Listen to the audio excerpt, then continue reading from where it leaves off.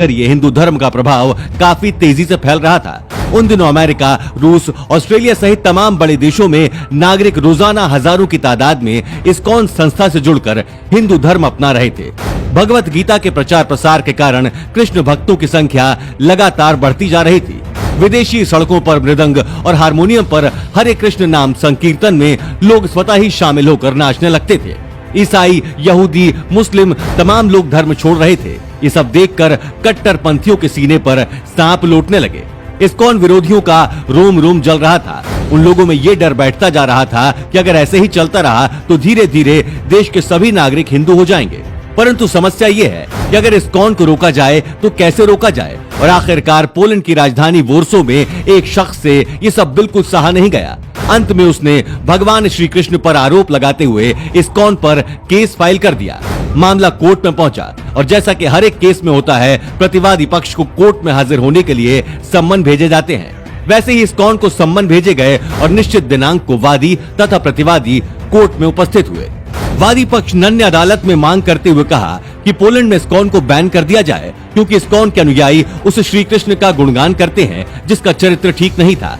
None ने आगे कहा कि वो गोपियों संग उनकी रासलीला के चर्चे काफी मशहूर हैं और ये सब मैं जुबानी नहीं कह रही हूँ। इनकी किताब में ये सब विस्तार से लिखा हुआ है कि कैसे कृष्ण किस तरह गोपियों को तंग करते थे। जो गोपियां पानी भरने जाती थी, श्री कृष्ण उनकी मटकी फोड़ देते थे। नहाती हुई गोपियों के कपड़े उठाकर पेड़ पर बैठ जाते थे। बांसुरी की धुन पर सैकड़ों गोपियों को एक साथ नचाते थे। इसके अलावा रासलीला का वर्णन तो ऐसा ही है कि पूछो ही मत। हजारों गोपियों के साथ श्री कृष्ण एक ही समय में नाचते थे। यही नहीं, श्री कृष्ण के बारे में यह भी कहा जाता है कि श्री कृष्ण ने 16,000 औरतों से शादी की थी। इसलिए अदालत से अनुरोध है कि पोलैंड में इस्कॉन को बैन कर दें, क्योंकि जिनका भगवान ही चरित्रहीन है, उसके अनुयायी इस देश में बढ़ गए तो हर तरफ अराजकता फैल जाएगी, हर तरफ अश्लीलता ही नजर आएगी। नन का आरोप सुनने के बाद अदालत ने इस्कॉन को अपना पक्ष रखने को कहा।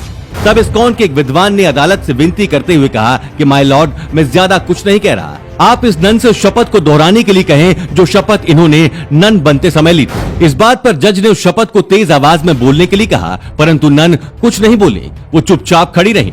तब इस्कॉन के विद्वान ने जज से कहा कि यदि अदालत की अनुमति हो तो शपथ को पढ़कर सुनाना चाहते हैं। जज ने अनुमति दी। इसके बाद उस व्यक्ति ने सबके सामने जोर जोर से पढ़कर उस शपथ को सुनाया, जिसमें साफ साफ लिखा था कि नन बनने वाली हर एक स्त्री नन बनते समय ये शपथ लेती है कि जीसस क्राइस्ट ही उसके पति हैं और वो आजीवन उनकी पत्नी बनकर रहेंगी। उसने आगे कहा कि मिलॉर्ड, इस तरह से देखा जाए तो पूरी दुनिया में 10 करोड़ से अधिक नन हैं जो कि जीसस क्राइस्ट की विवाहिता पत्नी हैं, और जहां तक कि श्री कृष्ण की 16,000 पत्नियों की बात है तो उसके विषय में इतिहास है कि भूमसुर नामक असुर ने अमर होने के लिए 16,000 कन्याओं को बलि हेतु बंदी बनाया हुआ था। भगवान श्री कृष्ण ने भूमासुर का वध करके उन सभी 16,000 कन्याओं को आजाद कराया और समाज में उन कन्याओं का तिरस्कार न हो, इस कारण उन 16,000 कन्याओं ने भगवान श्री कृष्ण को अपने पति के रूप में स्वीकार कर लिया और भगवान श्री कृष्ण ने उनके सम्मान के लिए उनसे विवाह किया। ऐसे में अब कोर्ट तय करे कि भगवान कृष्ण और जीसस क्राइस्ट किसका चरित्र ठीक नहीं है। इस बात को सुनकर कोर्ट रूम तालियों से गूंज उठा और हरे कृष्णा के जयकारे लगने लगे और ये केस उसी वक्त खारिज हो गया। तो दोस्तों, भगवान कृष्ण पर निराधार सवाल उठाने वालों को आप क्या संदेश देना चाहेंगे, हमें कमेंट में लिखकर बताएं। साथ ही इस वीडियो को शेयर जरूर करें। धन्यवाद।